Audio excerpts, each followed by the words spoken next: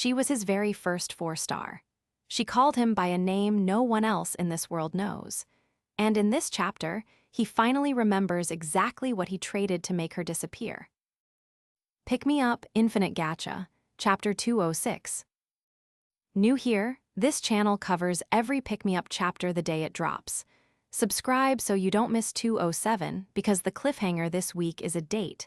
Han just put a 1-week timer on a war. Let's go. No slow open. Chapter 206 drops us straight into Han's combat sequence, and the system windows are stacking on top of each other. First trigger, Exceed State. Han's body is past its normal limit, running on borrowed time. Second, Destructive Sword Spirit. His weapon stops being a weapon and becomes a thing that breaks other things. Then the big one. Exclusive skill, Dragon Scales, and right on top of it the combined skill activates. Dragon Overlord / one swing. Full splash page. Whatever was in front of him is just gone. Han doesn't talk in this opening. He deletes the problem and lands. Cut to the people Han just saved, except they don't look saved. They look terrified. And they're pointing at Fria. These aren't villagers. They're a cult. They're calling Fria a witch. They're invoking their goddess. This is the chapter quietly telling you the world has organized religion now, and that religion has decided Han's party is the enemy. Save people from a monster, they'll still build a pyre for you if your hair color is wrong. File that detail. The chapter brings it back. Enter Adelle Lathasterie. Not a clerk, not a quartermaster. A frontline knight, stepping between Han's party and the cultists with comrades at her back. She introduces herself, full name, Lathasterie. And the second Han hears that name, the chapter cuts white. Hard cut, memory, a younger Han alone at the Gacha, and out of the light steps a knight in white and gold. Calm eyes, long hair, a 4-star pull back when 4 stars meant everything to him. Her name is Shay Lathasterie, same family name as Adelle, same crest, and Shay does something nobody in this world has ever done. She looks at Han and calls him by his real name, not Summoner, not his in-game handle. She calls him Han Seojin, that's his Korean name. The name from his life before the Gacha world. Shay shouldn't know it, she knows it anyway. The chapter never explains how, it just lets it hang there, because the real punch is next. Younger Han needs a stronger unit. He has no orbs, he has no pulls, what he has is a synthesis menu.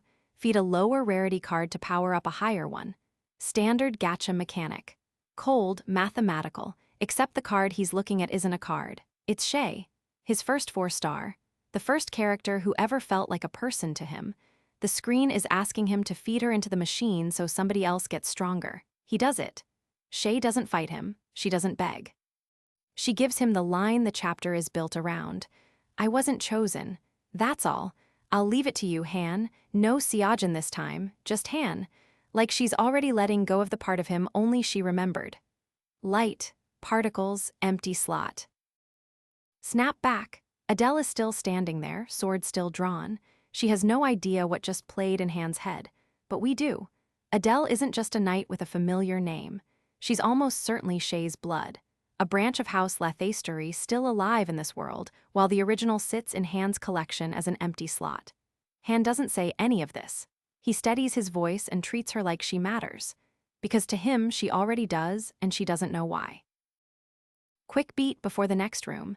Han and the party are walking out, and Han floats a question half to himself. Heroes who get summoned, they disappear from history.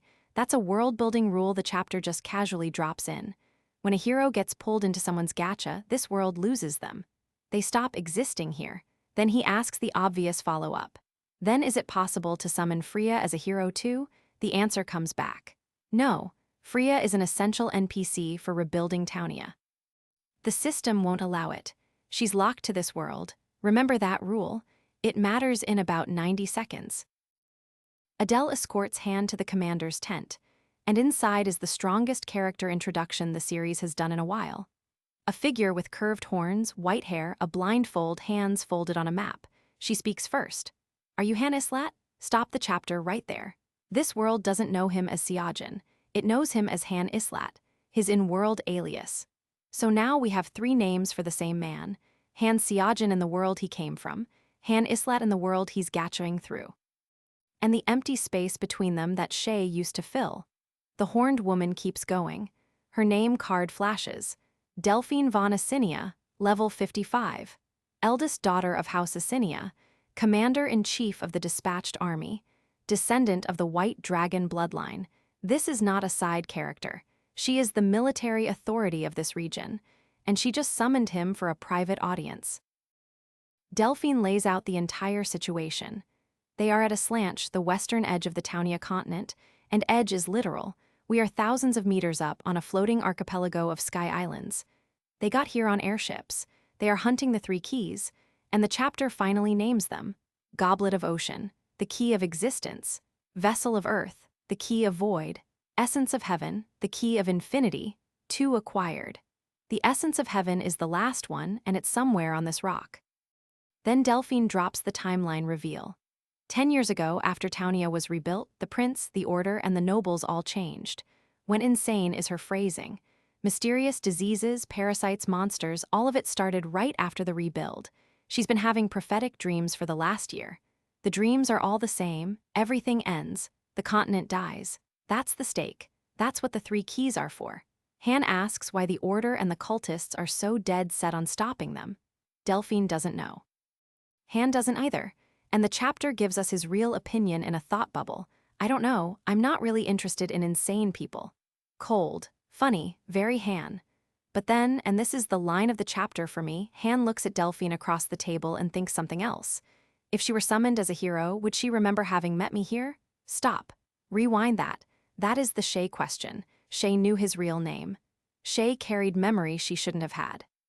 Han is now looking at every NPC and quietly wondering which ones would remember him if he summoned them. Han leaves the tent. He stops at a railing. Below him, Asynia's knights are training. Disciplined, coordinated, veterans of a real war, and the chapter gives us a thought bubble that should change how you read every future fight. With enough money, it should be possible to summon everyone here as high-ranked heroes. Han isn't looking at allies. He's looking at a recruitment pool. Every NPC knight is a potential 4-star pull if he has the orbs to roll for them. That's the tactical pivot of the chapter. The Gacha system isn't just for monsters anymore. It's for armies. Final beats. Han confirms the deal with Delphine. He'll help her get the final key. In return, House Asynia provides the military and the airships for the run. Then the chapter shows us his lineup. Party 1, Han 5-star, Jenna 5-star, Velkist 5-star, Kaishio 4-star, Kishasha 4-star, 3 5s, 2 4s, the strongest squad he's fielded in this arc. And then the cliffhanger lands. Delphine tells him the date. We are going to raid the Fortress of the Order 1 week from now. Not vague, not eventually. 7 days. The witch burners and the prince who went insane 10 years ago. Han is going through their front door. That's chapter 206. 3 names for one man. A summon he sacrificed. A bloodline that came back. And a 1-week timer on the entire arc. If this hit you, smash like, tell me in the comments.